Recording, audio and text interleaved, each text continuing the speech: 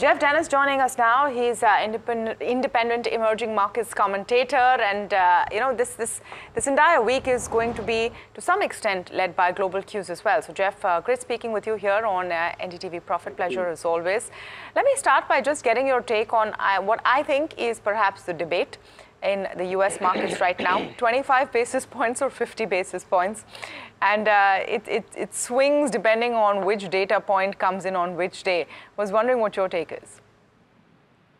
I still think it's going to be 25 basis points. Obviously, the jobs data today was very, very weak indeed and could suggest we're moving towards 50 basis points. But I think we'll finally know, probably after the payroll data on Friday, which looks like it's going to be below 200,000. So I think at the moment it's still just marginally in favor of the 25 basis point cut. A cut is certainly going to happen, probably 25. We'll know a little bit more after the payroll data on Friday, but obviously at this point you cannot rule out the possibility that it will be 50.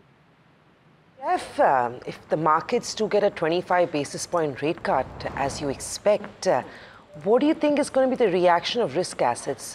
In that sense, I mean, what happens to US equities, what happens to emerging market equities, and maybe we throw in crude and gold as well, because those have been moving in tandem with risk on trade. I think it depends to a certain extent, not just on the size of the cut, and as you say, let's talk about 25 basis points, but also what the FOMC will say in their minutes, basically, or perhaps I should say, sorry, not their minutes, their statement. And my guess is they're going to lead, whatever they do in a couple of weeks' time, they're going to lead us very much towards the idea there's going to be a whole series of interest rate cuts. So the 25 basis point cut might be seen as a little disappointing. But at the end of the day, I think you're going to see the Fed talking about multiple interest rate cuts over the next several months. And so I think any short-term disappointment will probably be relatively limited. In short, what's going on here, as your viewers will know, we are at the peak of interest rates in the US. They are coming down. We don't know much about the pace. We don't know much about how much they'll go down. But my sense is come third quarter of next year, they'll be in the range of 4%. Something like that, and I think that will be enough to sustain long-term further gains in equities, including in emerging markets. Geoff, you've been optimistic on India for quite some time now. This morning, of course, we wake up to reports from Morgan Stanley that India's weightage on the emerging market index has taken out China in that sense. When I compare the India-China story, I don't know whether it's fair anymore to make those comparisons, because we both seem to be on very, very different roads in that sense. But where is your bias? Are you concerned about Indian valuations like some others are, or you're comfortable buying into India even at these elevated valuations, because we historically have been a high growth, high valuation country? It's something of a false comparison. I think there's so many other things people can do in emerging markets. The end of August data, shows India at just 20% basically of MSCI EM, and China's at 24.4, something like that. So India's rapidly approaching China. I didn't think it had gone past it yet. I still like the India story. There's always valuation issues, but frankly, these are two countries that are in such a different situation. The Chinese economy is slowing sharply. There are enormous challenges in China, notably, of course, the property sector and the extraordinary unwillingness of the government in China to ease conditions for consumer spending to really pick up and take a bigger share of GDP, which is what you need to get the Chinese economy going. Meanwhile, I think Indian policy is good. The conditions for growth are relatively good. It's always a high valuation market, as you say.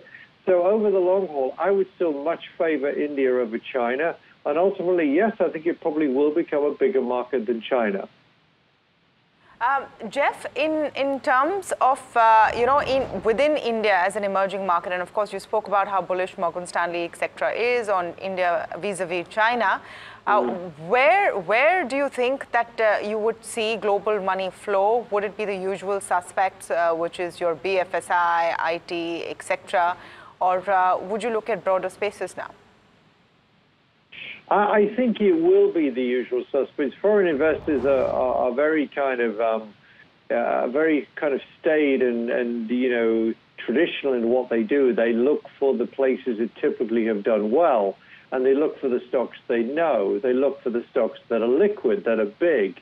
And so I think that most of the money will go to the usual suspects. Now, I think as time goes on, of course, the FII data recently has not been so good, but I think over the 12 to 24-month period, I think consumer will look good because the Indian economy will do relatively well.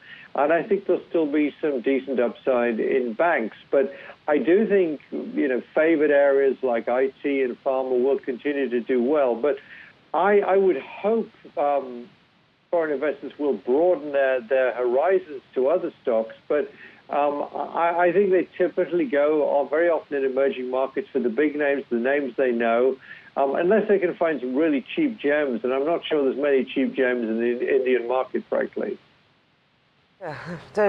Cheap is, I think, the word that we don't often hear in the Indian markets anymore. But great chatting with you. Thank you very much. We'd love to chat with you longer, but sadly out of time today. Hopefully, we'll see you soon. Thank you very much.